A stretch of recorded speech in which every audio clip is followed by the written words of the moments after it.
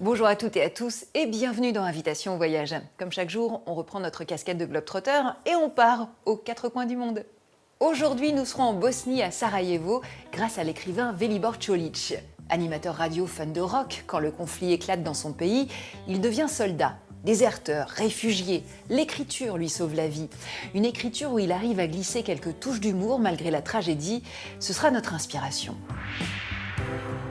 Dans les Pyrénées, nous approcherons ensuite des oiseaux à la sale réputation, les vautours. Depuis la préhistoire, ils survolent ces montagnes et vous pourriez bien changer d'opinion sur eux après ce voyage. Recette grecque au menu de papilles, celle du sofrito, un plat emblématique de Corfou, un filet de viande qu'on fait frire avant de le plonger dans une sauce faite d'ail, de persil et de vinaigre. Enfin, nous irons dans le Rhode Island, à Providence, et vous verrez que les fake news peuvent avoir des retombées inattendues. Allez, pour démarrer, c'est la devinette. Dans le nord-est de l'Inde, le fleuve Brahmapoutre enlace l'île de Majuli. On y trouve 22 monastères où les moines ont une façon bien à eux de communiquer avec le divin. Je vous demande laquelle ? Avant de vous la dévoiler, on vous emmène tout de suite à Sarajevo. La guerre en Bosnie, c'était il y a plus de 30 ans. Et celui qui nous guide sur place a préféré à l'époque lâcher les armes et prendre la plume pour sauver sa peau. Velibor Čolić, c'est lui et c'est notre inspiration. L'an dernier, j'étais encore un peu prétentieux.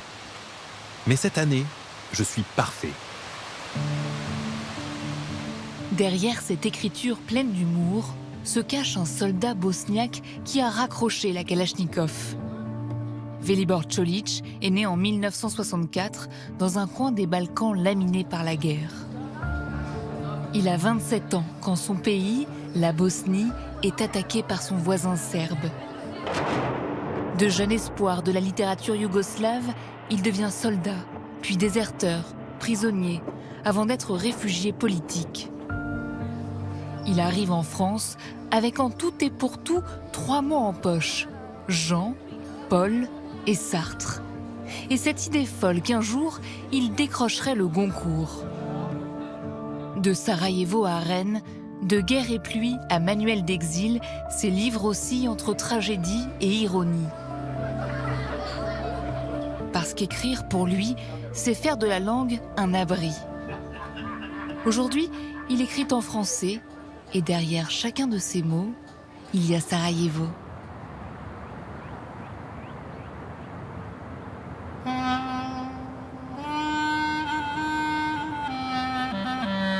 Sur les rives de la Miljacka se dresse l'hôtel de ville de Sarajevo. Jusqu'en 1992, c'était la Bibliothèque nationale avec des millions de livres et des manuscrits rares. Mais ce 25 août-là, une vingtaine d'obus incendiaires s'abattent sur le monument et 90% des ouvrages partent en fumée.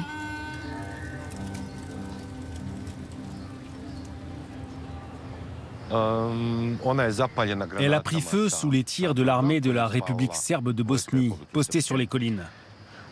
En la voyant dévorée par les flammes, on avait l'impression d'assister à la disparition d'une époque. Tous ces livres qui étaient là, il y avait des gens qui essayaient de les sauver. Ces images tragiques résonnent cruellement avec la disparition des premiers écrits de Velibor Čolić, eux aussi réduits en cendres avec sa maison d'enfance pendant la guerre. Des années plus tard, dans Jésus et Tito, il revient sur cette vie d'avant-guerre, partagée entre la foi catholique de sa mère et la propagande communiste de son père. Velibor grandit ainsi au milieu du millefeuille de l'histoire yougoslave. La métaphore de Jésus et Tito dit beaucoup de la question de la double appartenance, de l'attitude face à l'héritage que l'on reçoit. D'un côté, Jésus symbolise la religion. De l'autre, Tito incarne non pas un parti à proprement parler, mais une idéologie.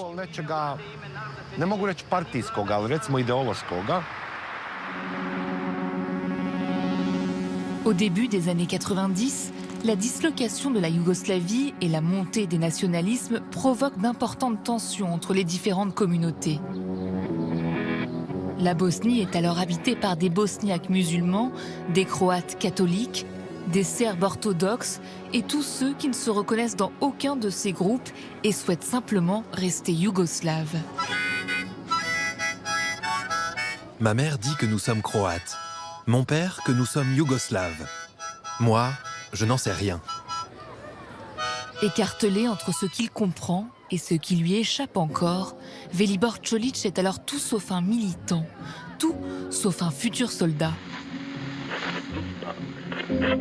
Nous sommes en hiver 1992 et je travaille à la radio régionale dans ma petite ville natale. Je suis animateur, journaliste, producteur de mes 2 émissions, La Mosaïque culturelle et Rock Express.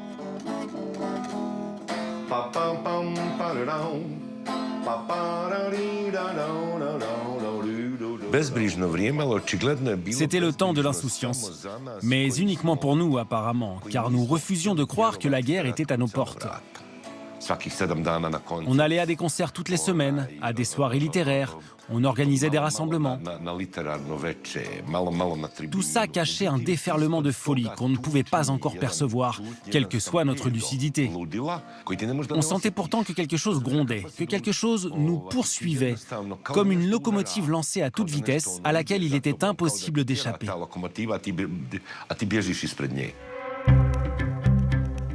Puis, le château de cartes yougoslave commence à s'effondrer. D'abord la Slovénie, suivie de la Croatie. En Bosnie, 2 options se dessinent. Devenir un État indépendant hors de la fédération ou tomber sous la coupe de la Serbie. Pour moi, la guerre commence au moment où je me fais virer de la radio. De là à la tranchée, le chemin est très court.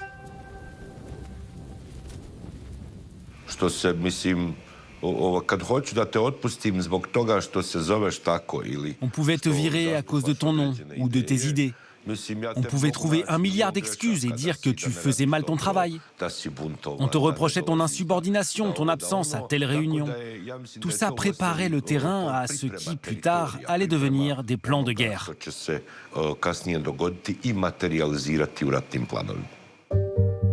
En mars 1992, la Bosnie vote majoritairement pour son indépendance.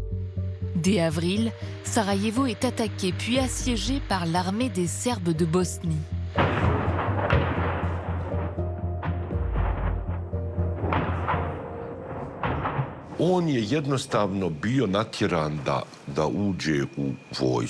Il a été contraint d'intégrer l'armée. C'était la seule option. Les habitants ne pouvaient plus fuir. Ils étaient assiégés. Les forces serbes avançaient pour conquérir tout le territoire. Ils se sont juste organisés afin d'éviter d'être tués ou capturés.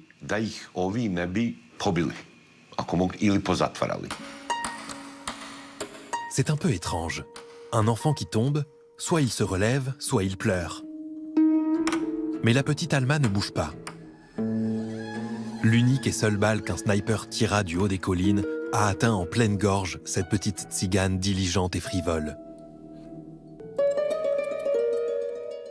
Après avoir lu cette scène, la scène avec la petite fille, vous n'avez plus besoin de lire d'autres livres sur la guerre pour comprendre ce qui était en jeu. Un homme qui traverse ce genre d'épreuve n'a pas vraiment le choix. Soit il devient écrivain, soit il se suicide.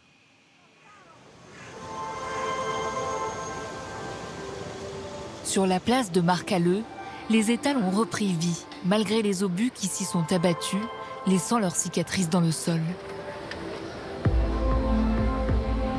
La guerre s'est insinuée en Velibor Čolić jusqu'au plus profond de son corps. Dans ses écrits, il pose un regard sans concession sur lui-même, un homme qui transpire, tremble et voit peu à peu s'effacer tous ses repères humains.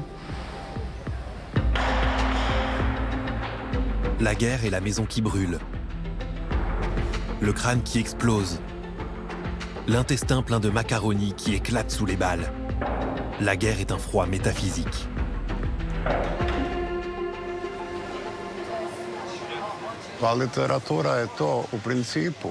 La littérature, c'est cela dans le fond. C'est le récit du vécu d'un corps. Quand on n'a pas connu la guerre, on ne peut pas mesurer les dégâts qu'elle inflige au corps humain. Mais Čolić, lui, l'a vécu.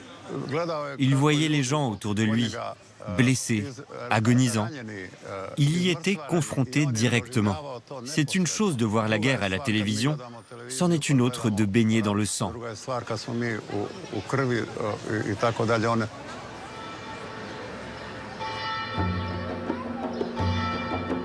Plus haut dans la ville, les murs rouges de la brasserie à bière de Sarajevo tiennent bon. Fondée en 1864, elle n'a jamais cessé de brasser, offrant non seulement de la bière, mais aussi un accès vital à l'eau. Au cœur de la guerre, elle est devenue un refuge. D'abord, l'alcool tient une place de choix en période de guerre. C'est un pansement essentiel pour des gens terrorisés et constamment sous les bombes. Velibor Čolić, comme je l'ai dit justement, voyait l'alcool comme une sorte d'opium pouvant l'éloigner de ce qu'il voyait au quotidien, de ces scènes auxquelles il assistait du matin au soir. Et ces épisodes de beuverie pendant le conflit ont donné lieu à des séquences littéraires extraordinaires.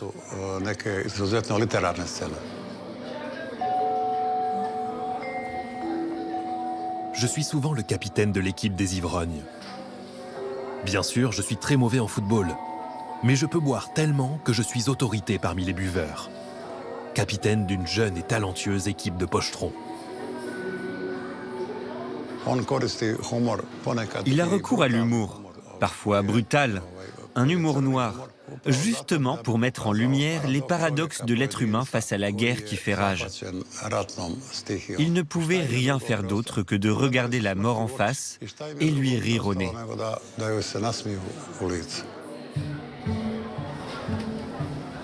Mettre du rire sur le drame devient une autre tentative de survie pour Velibor Čolić.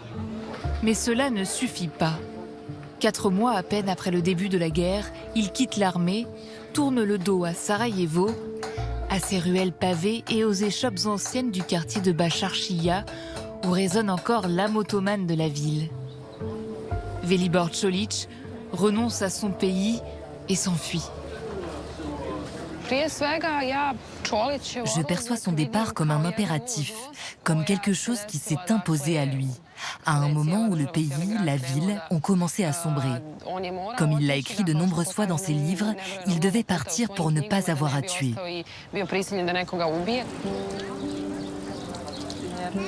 Déserter en temps de guerre, c'est choisir de risquer sa propre vie plutôt que d'ôter celle d'un autre. C'est embrasser la mort plutôt que de devenir celui qui tue. Ce choix intime irrigue toute l'écriture de Velibor Čolić. Sarajevo continue sans lui, tandis que le pont latin enjambe la Miljacka, silencieux témoin de ceux qui partent et de ceux qui restent.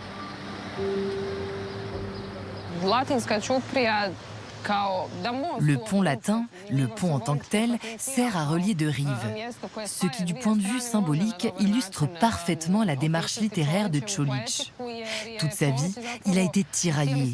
C'est l'homme des dichotomies qui, en partant pour la France en 1992, devient un étranger.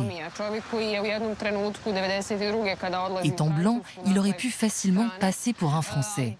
Mais dès qu'il ouvre la bouche, on comprend qu'il vient d'ailleurs. Et lorsqu'il revient en Bosnie, après plusieurs années, c'est devenu un étranger dans son propre pays.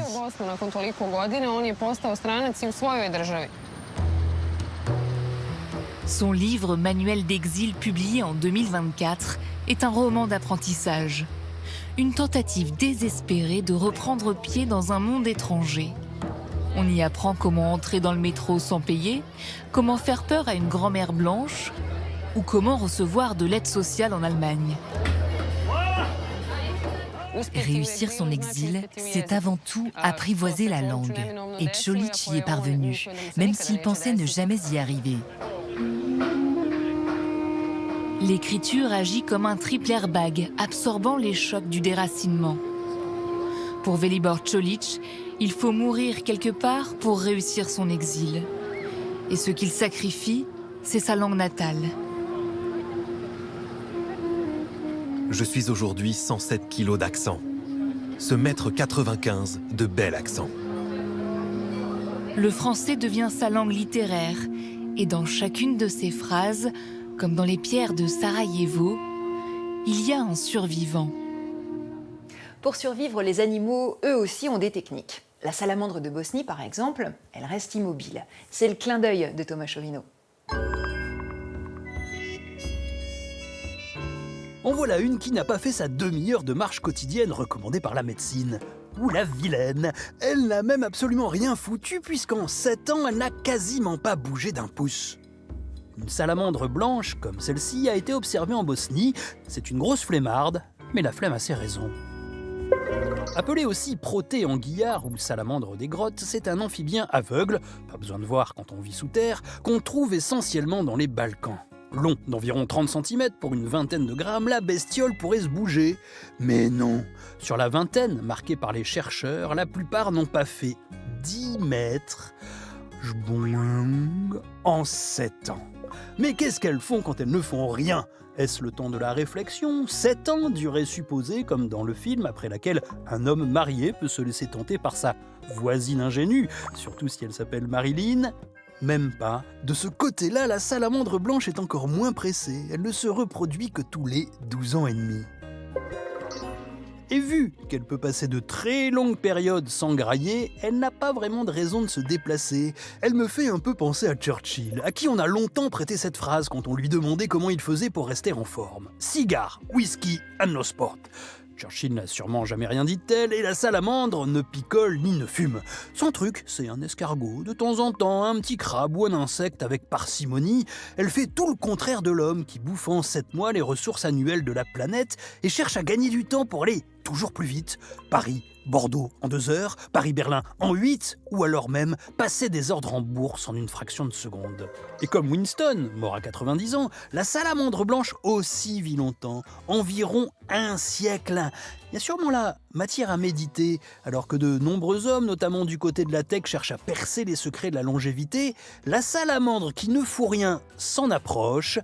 Elle est peut-être un modèle à suivre, sans se presser. On a rendez-vous maintenant avec un rescapé. En 1970, il n'y avait plus que 17 couples de son espèce dans le parc national des Pyrénées. Pourtant, la nature lui a offert de gros atouts pour survivre, notamment une vision qui lui permet de voir un objet de 30 cm à 3000 mètres d'altitude. On s'envole tout de suite à la rencontre du vautour dans l'héritage.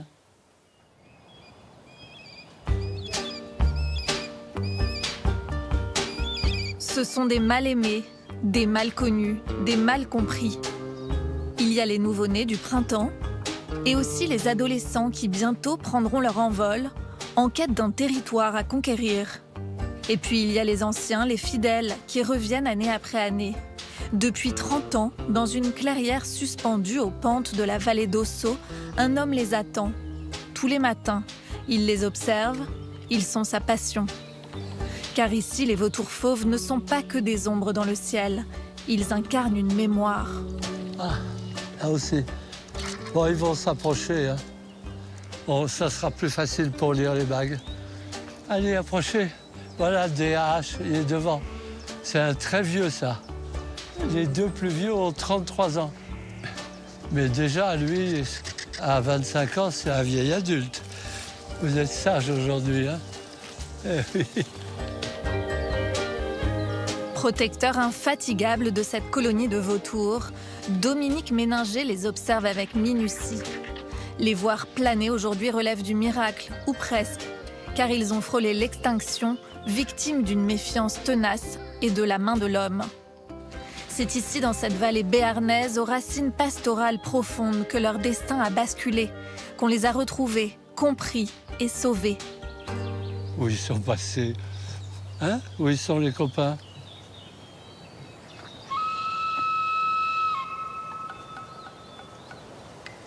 Pour saisir la profondeur du lien entre l'homme et le vautour, il faut remonter le temps et s'aventurer plus à l'ouest, puis s'enfoncer sous les collines du village basque d'Isturiz. là où une grotte révèle les traces d'une présence humaine vieille de 80 000 ans.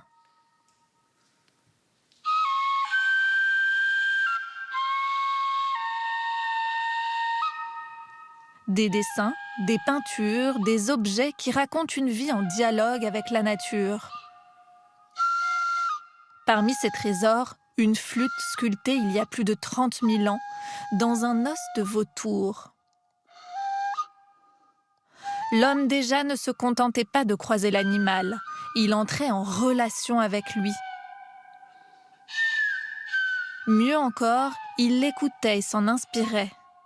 De cette matière venue du ciel, il tirait des sons. Une musique que fait revivre ce passionné de sonorités ancestrales, guidé par les bergers, dépositaires des traditions locales. Le berger me disait, l'ami, mais pose ta flûte et viens avec moi. Je ne comprenais pas au début, mais j'ai vite compris.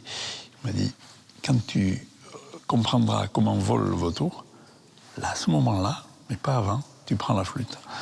Et effectivement, il faut savoir regarder la nature pour l'interpréter. Je pense que celui qui a fabriqué ça savait mieux que moi regarder la nature.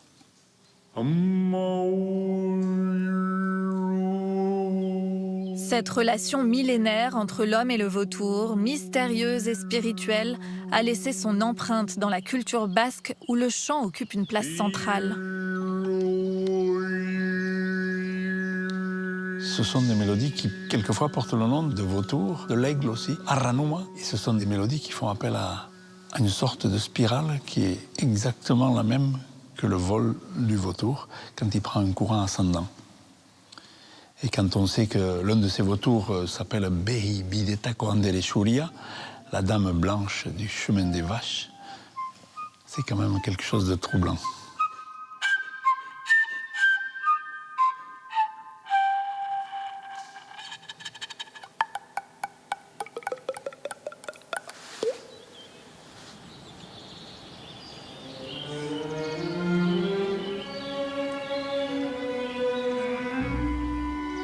Depuis des siècles, les vautours continuent de décrire leur cercle dans le ciel pyrénéen, témoins de la vie qui se déroule en contrebas dans les vallées. Mais au XIXe siècle, cette région longtemps restée à l'écart attire l'attention des citadins en quête d'exotisme.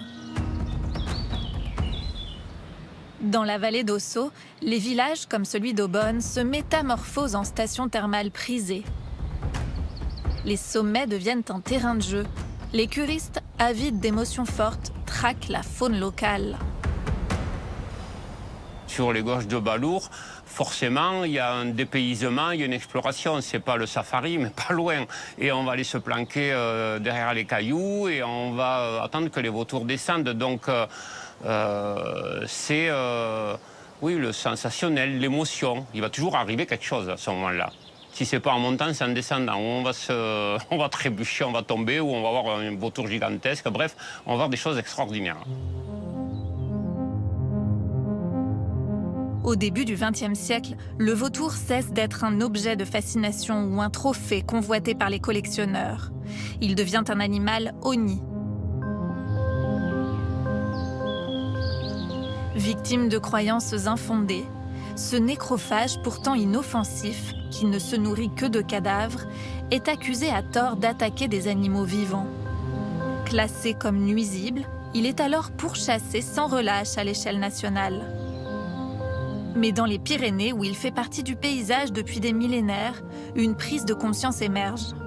Est-ce cette longue cohabitation qui pousse à réagir ? En 1928, un arrêté préfectoral le classe parmi les espèces protégées. Une avancée qui ne suffit pourtant pas, car déjà, une autre menace plane. Et la Seconde Guerre mondiale va nous laisser un héritage désastreux qui est la chimie. Et la chimie va venir donner un premier coup sur tout l'environnement. On va avoir des pesticides qui vont aider l'agriculture à passer un cap productiviste, mais qui vont détruire l'environnement. Dans l'indifférence la plus totale, les vautours vont disparaître. Cette chimie, elle va entraîner la disparition des vautours quasi partout.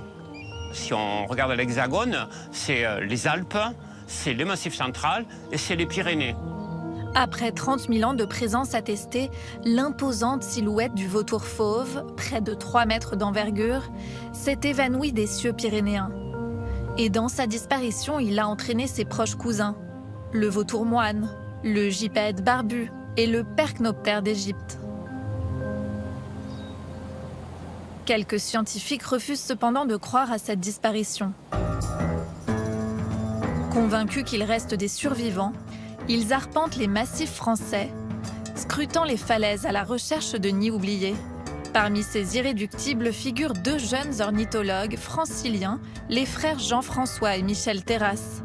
En 1959, leur route les mène jusqu'à un petit village de la vallée d'Ossau, dominé par des parois rocheuses prometteuses. On est arrivé ici avec notre petite 2 chevaux. C'était encore très traditionnel. Il n'y avait pas de touristes, il n'y avait pas de voitures sur les routes. On a arrêté la voiture là, ici, sous les falaises. Et on avait un télescope, un des premiers télescopes d'ornithologie qui existait, qui était très mauvais, mais ça permettait quand même de rapprocher un peu. Alors on braque le télescope sur ces falaises et on aperçoit qu'il y avait des vautours qui volaient, qui se posaient, mais on n'arrivait pas à voir les détails. On ne pouvait pas savoir si vraiment ils nichaient. Les 2 frères s'engagent sur les pentes abruptes de ces falaises, presque inaccessibles à l'homme. Après plusieurs semaines d'exploration, ils font la découverte d'une vie. Un événement qui secoue alors le monde scientifique, en France comme en Europe. On a découvert que les vautours fauves nichaient encore, mais aussi le vautour percnoptère, mais aussi le gypaète. On découvrait des richesses qu'on croyait oubliées, inconnues, et c'était vraiment quelque chose d'extraordinaire. Par miracle, dans les Pyrénées, des petits noyaux avaient survécu. Parce que les Pyrénées sont partagées par une frontière. Et du côté espagnol, il y avait beaucoup d'espaces qui étaient beaucoup plus sauvages, beaucoup moins habités. Et il y avait peut-être une tradition de vivre avec les vautours qui était plus tenace que chez nous. La nouvelle se répand dans les communes d'Astebéon, de Castette, de Bielle et de Billère, qui entourent ces falaises. Peu à peu, les élus prennent conscience de l'importance de préserver les 17 couples nicheurs, fragiles rescapés des activités humaines de la première moitié du XXe siècle. En 1974, la réserve naturelle nationale de la vallée d'Ossau voit le jour pour assurer leur protection. Et après, l'idée est venue de là où ils avaient complètement disparu, de les réintroduire. Donc, avec l'aide des Espagnols, qui nous ont beaucoup aidés en nous fournissant des oiseaux, l'espèce vautour a été réintroduite dans la région des Grands Causses. Donc, les populations ont augmenté. Entre-temps, ici, le pastoralisme dans toutes les Pyrénées, il y a beaucoup plus de bêtes qu'avant. En Espagne aussi. Il y a eu la quantité de nourriture disponible a augmenté. Vous savez, la quantité de vautours, elle dépend de ce qu'il y a à manger. S'il n'y a pas de cadavre, il n'y a pas de vautours.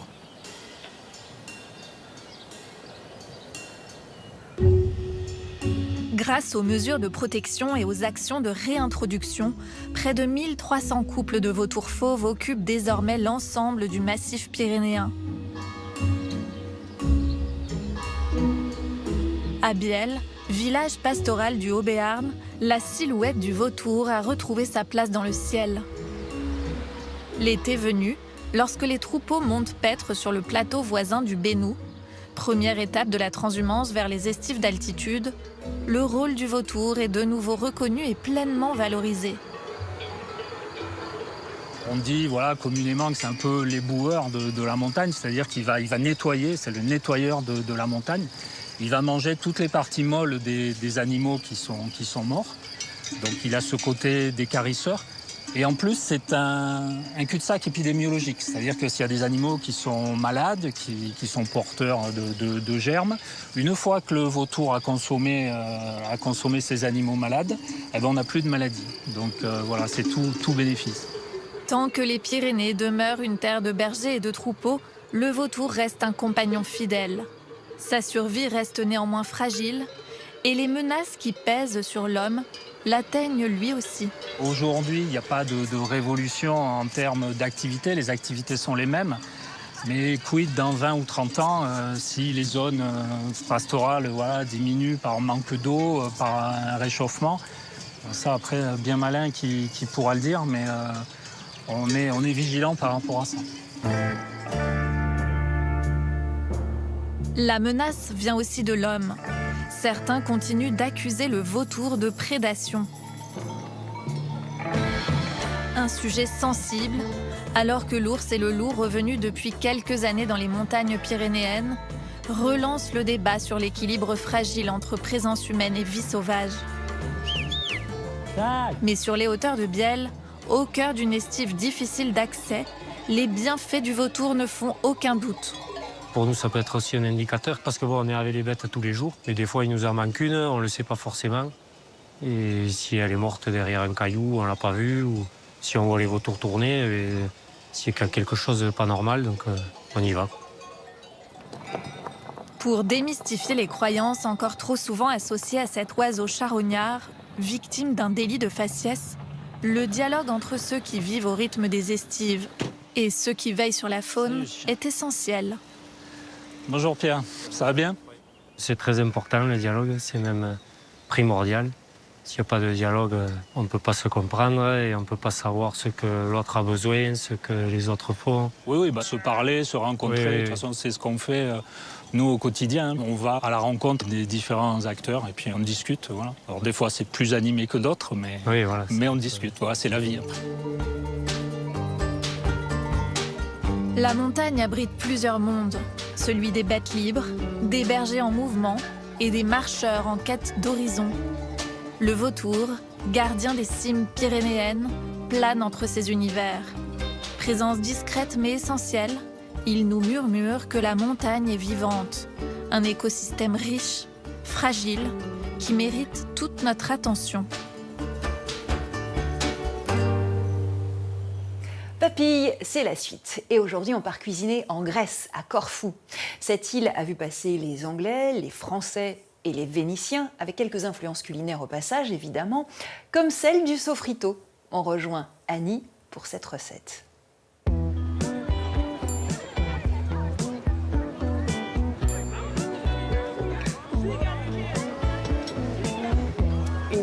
Je m'appelle Annie et je bois mon café ici tous les jours chez Giorgo. J'aime le fait que ce soit calme le matin, qu'il n'y ait pas trop de monde. Bonjour. J'adore Corfou, son dialecte que je parle et sa cuisine. Et justement, on va aller acheter de la viande pour préparer un sofrito. Ma petite Stavroula, je voudrais aujourd'hui, s'il te plaît, 5 morceaux de bœuf pour le sofrito.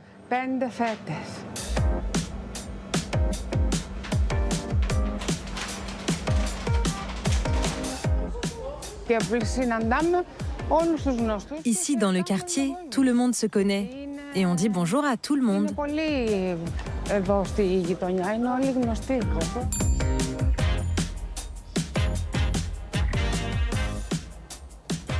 On pose le sac et je mets mon tablier. On commence tout de suite par prendre la farine et la mettre dans un saladier. On met un peu de sel sur les tranches de bœuf, pas beaucoup, hein. Un peu de poivre.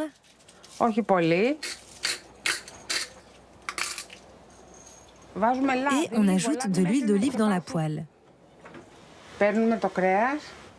Ensuite, on recouvre chaque tranche de viande de farine et on les met dans l'huile.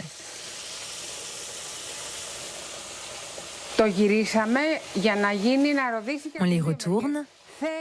Il faut que chaque côté de la viande devienne doré.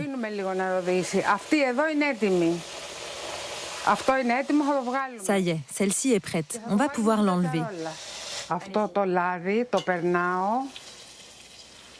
Maintenant, je filtre l'huile pour ne pas laisser les morceaux de farine. On va pouvoir s'occuper du persil, du vinaigre et de l'ail. Le sofrito, j'adore ça parce que c'est un plat familial. On le cuisine différemment dans le nord et dans le sud de l'île. Et pour vous, le meilleur sofrito, c'est celui du nord, du sud ou celui le vôtre? Le mien. Mais aussi celui de ma mère et de ma belle-mère. Dans notre famille, on ne met pas trop d'huile d'olive. Sinon, ma mère, elle refusait de le manger.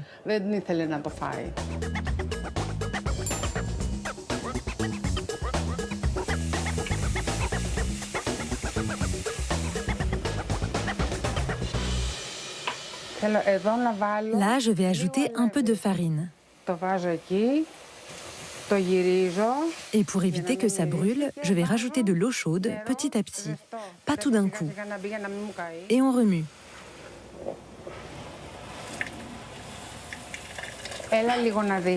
Venez voir un peu ici ce qui se passe dans la casserole. Dans une demi-heure, ce sera bon.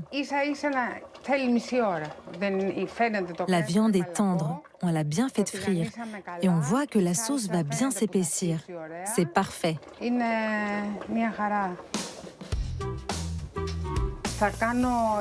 Et pour accompagner le sofrito, je vais faire une purée de pommes de terre. Mais certains en mangent avec du riz ou des frites.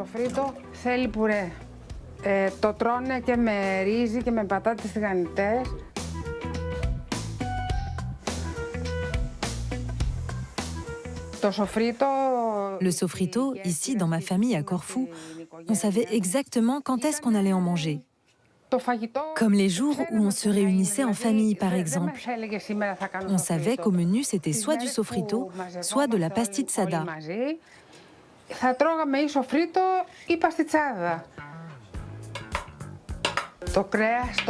C'est bon, la viande est prête. Je vais pouvoir servir mes invités.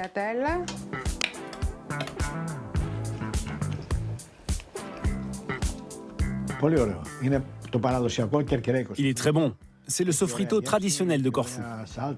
Il a bon goût, une bonne sauce, il est accompagné d'une bonne purée. On aime ça. Et on en mange souvent du sofrito. Il n'y a pas trop de sel. Il est tendre. Je suis contente de pouvoir profiter une fois de plus de ce plat de chez nous, concocté par Annie. Allez, direction les États-Unis maintenant, et la ville de Providence, avec une histoire de fake news aux effets inattendus. Les fake news sont loin d'être un phénomène récent. Elles ont même joué un rôle décisif pendant la Première Guerre mondiale.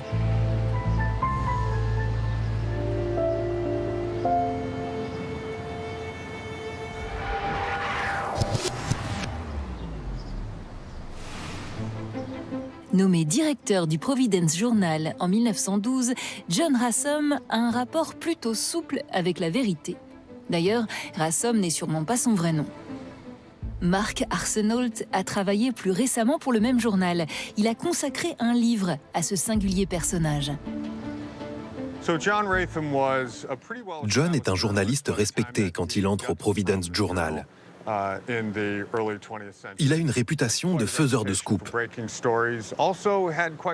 Parallèlement, il a aussi celle d'un escroc, capable d'user de sa position pour extorquer de l'argent.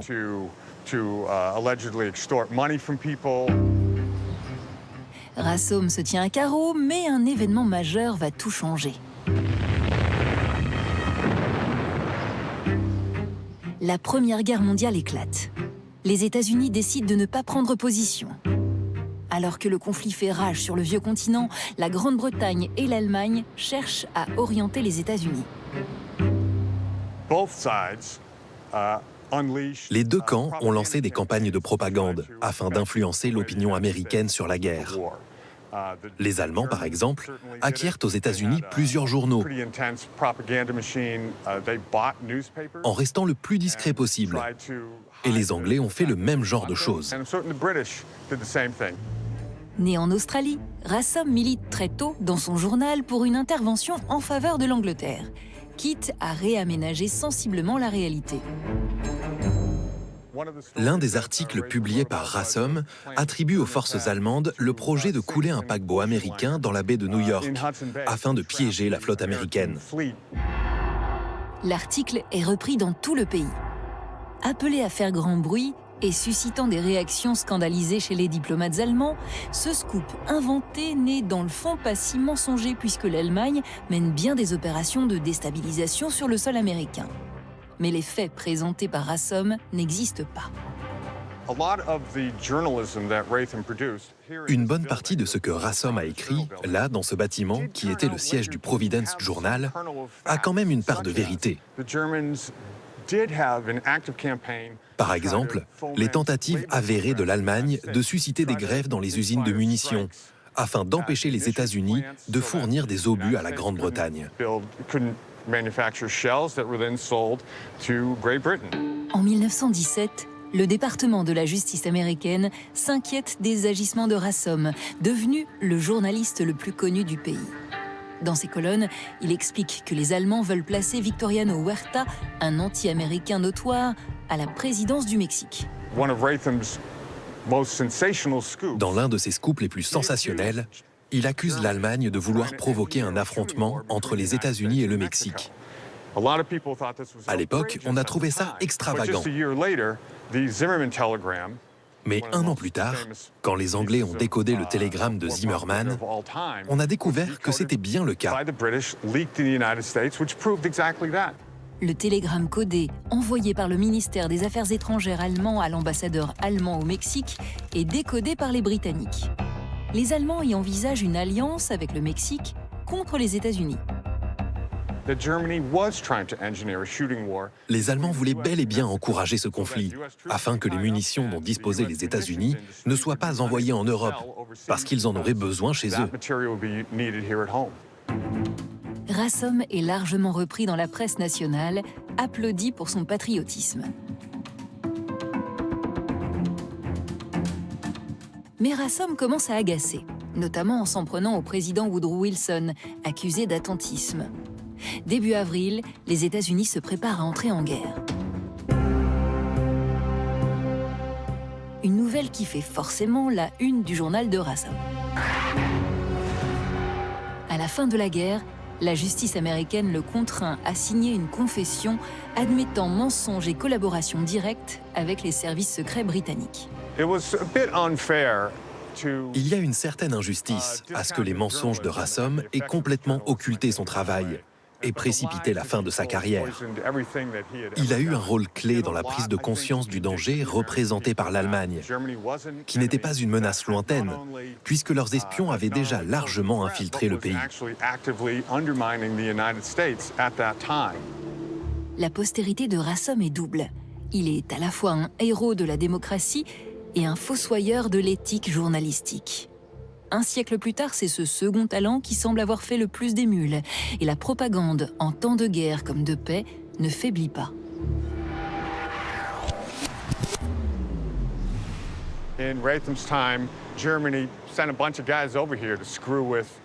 À l'époque de Rassom, l'Allemagne envoyait des espions pour manipuler l'opinion américaine avec des mensonges. Aujourd'hui, les Russes font la même chose depuis un bureau de Saint-Pétersbourg avec un ordinateur. C'est le même genre de désinformation qui circule sur le sol américain, à cette différence qu'il n'y a même plus à se déplacer.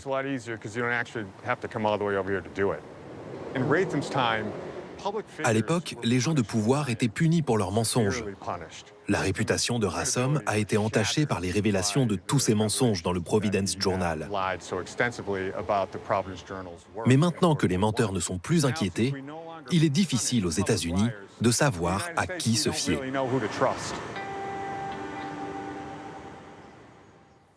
Retour à la devinette. Avez-vous trouvé comment les moines de l'île de Majuli en Inde communiquent avec le divin ?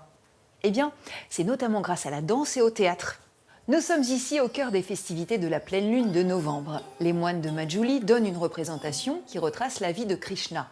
Depuis le XVIe siècle, l'art et la religion sont intimement liés à Majuli. Le prophète Sankardeva a en effet créé des pièces de théâtre pour communiquer avec le divin, mais aussi pour véhiculer des valeurs de non-discrimination. Ces représentations sont masquées, un moyen idéal de marquer les esprits des fidèles, souvent analphabètes. D'ailleurs, on nous a offert ce masque fabriqué par les moines de Majuli. Il représente un Garuda, un homme-oiseau chez les hindous et les bouddhistes. En fait, il est fait avec de la terre et de la bouse de vache et il paraît que c'est un symbole de force et de courage. On va donc peut-être le garder près de nous pour nos futurs voyages. Bis bald.